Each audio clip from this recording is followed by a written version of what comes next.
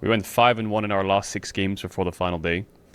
Practice was getting so much better. The level of the team was Well, improving so quickly. it's true, yeah. It really But, felt like yeah, the hope that's was true. being injected day by day from practice. I mean, I know what Caedrals was trying to say, that it like ended sadly. I mean, I for sure agree, but I think people would be just as bittersweet or sad if it would end after 2 weeks when we were like fourth or third or fifth or sixth or seventh or eighth in EU or second, you know. I think people would be just as sad. And this way, Riot's dogshit format is exposed. Nice! The stage games, but People wanted to see LR best of fives fearless, but we might not have reached best of fives, you know? We had to play 2 best of threes first, or 3. Best of fives is only top 4. there was a lot of sadness. I mean, I was bawling my eyes out.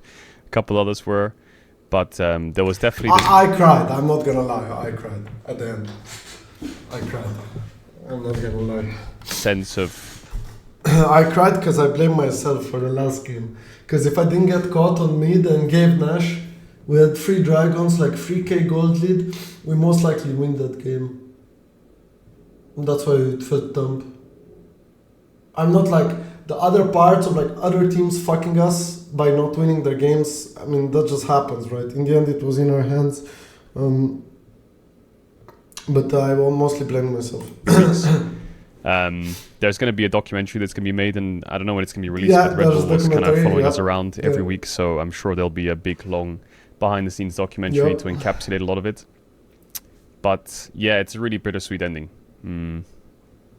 And I for just- sure agree, but I think the feelings would be bittersweet no matter what. Even if we did as well as we could and qualify to the next round, there will still be a feeling of bittersweetness. Like, oh, we did so well in LEC, why is it ending, you know? I think any ending is bittersweet, no matter what the circumstances around it are. touching on the first, but yeah, we came in with like a lot of, I don't know, not expectations, but like people thought that we'd be bad, and I mean, I feel like that is like people. Ooh, the rankings of people on tier lists before we played, they were putting me below a fucking Division 2 AD carry in an LEC. A guy that did not play a single Division 1 game. French people were putting me below him. Just like complete we insanity. tried our hardest to prove that we could be Fucking dog good, shit. and it's not easy, you know. Like maybe the documentary encapsulated it, but every day you're like grinding. I can see every And player is also, there. our scrims, like compared to our results, were not that good. They got better in the middle, but before week 1, our scrims were pretty bad. Then they got better, but we didn't really play the top teams. But we beat like the top teams, or like, you know. But they did get better later, I think. Also, on stage, people always play Until differently. like friendships being built between people instead of just players. There's like emotional barriers being broken down. Players players and staff are just like going through hell together. It was pretty nice. Like, we were always playing some card games, or what's the card game called? Love Letter, or we were playing werewolves, or we were just chilling on the table, talking, and everybody was grinding. So it felt very natural, I guess. Maybe part of it is because you know it's not gonna last so long, so there's no reason to not give it your all, and there's no reason to feel animosity towards people, because in the end, you know, you're not gonna have a do-over, right? So what's the point? You just do your best. That's what I liked. Like, we went 0-4, but we didn't really give up, even though we knew it's gonna be hard. And some of the games were so fun to play. Yeah. Crownie was like our rock in our comms and in our direction, and Reckless was debuting in his first LEC split as support, and I really started to feel like he started to find his footing as well, and the confidence I started to think we increase. were playing actually so good towards the end. Like, I'm not even joking. Like,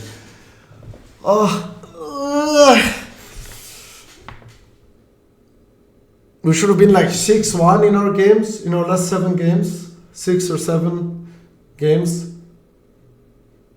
Like, Velia was 1v9ing on his Silas, Baus had carry games, Me and Reckless were doing really well against people. Nemesis was pretty much performing every game. And I feel like it's really nice because we did it like Bao started playing his picks, right? Like that's like the nice part, you know. We've kind of figured out like which meta we can play against, which meta we can't play against. And So I think the support was absolutely insane. It was really hard to comprehend how many it feels people like this showed. month was longer than a month. Does that make sense? Like, because when you're online and you're just screaming online and I'm fucking oinking half the day and we're just playing scrims against fucking some random team, it doesn't feel the same, you know? But when you're in there, in LEC, in Berlin, in real life with each other, grinding against the best teams in Europe, you get fucking 5-0 feasted by G2, you know? Then it's like different, right? Or in the chat to try and support the boys, and they really did give it. The fans were so nice. Every day we won. So many people in the crowd. LR. There was this fucking like 50-year-old guy. He said, "I bought tickets to every game after we were 0-4. You better win every one." And then we almost won every one. He was so nice. I'm proud of, like, I've like accepted where we are and what's happened. It took a while to accept, but that's just. I mean, Baus wanted to stop pro play, right? And Caedrals doesn't want like it to be any other group, which is understandable. Like, I wanted to play. I said any way we can play, I'm down to play. I was completely open to it. I've been vocal about it for the past year, and since we started, I wanted this to be as long of a project as possible. But you know, some things are out of your control. I can't control Riot's rules, or I can't control what other people want. But it was really nice.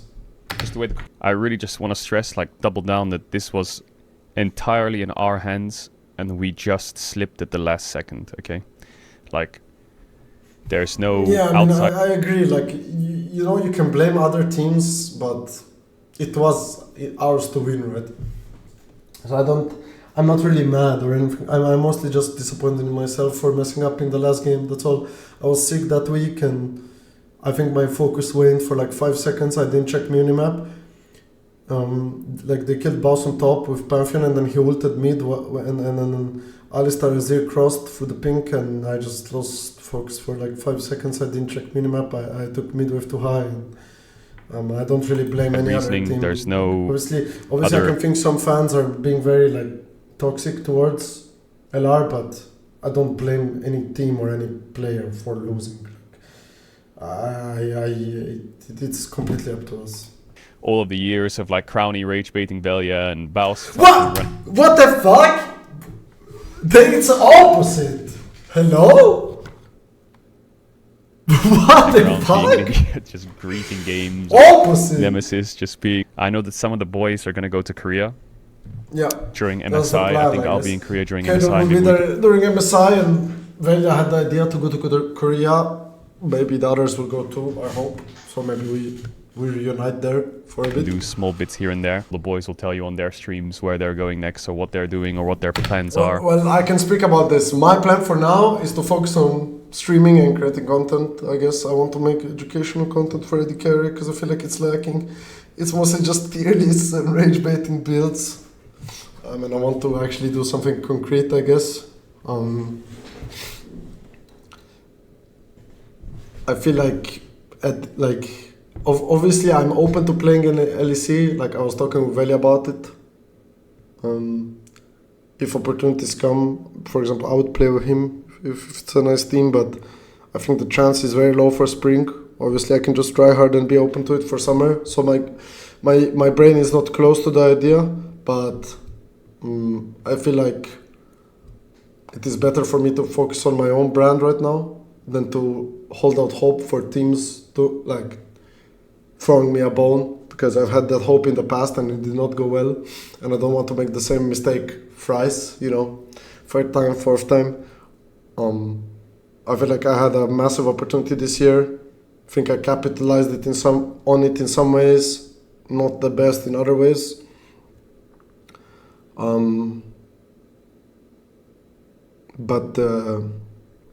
Yeah, that's where my mind is at right now. But in fact, almost all bot lanes and carried hard as fuck. How is the probability low? Because there is no money in EU and all of them are contracted and no team wants to pay double salary unless the player they're replacing is doing really, really, really bad. But out of 10 teams, you essentially only have maybe 2 slots. Like actually, you know. So then you need to hope that the 2 slots that are being replaced on those teams are of AD carry, you know, because they don't change all the roster, right? And that's generally after spring, not after winter. Like I think there will barely be any changes. Trust me, guys. I know. I've been there before. I got a Vitality offer in 2021 when they were like 9th, but in 2024 in BDS I was just on the bench because nobody wanted to pay my salary. You. Rogue was interested, but then they didn't end up changing, even though they were in 10th place again. Complete joke. But I got the same feeling because 14 months were pretty much the best months of my league career. I'm not crying. My sinuses are infected. Okay, my sinuses are fucked. Okay. Everybody was so nice. Also, I remember in December at the boot camp we were doing a lot of content pieces. That was so fun for me. That day we were doing content. Yeah. It was Guess amazing. defeat.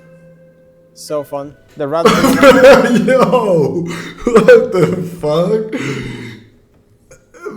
Just T1 both times. So fun. The rage baits, the Good game, jokes we man. Whatever had. I'm saying, man.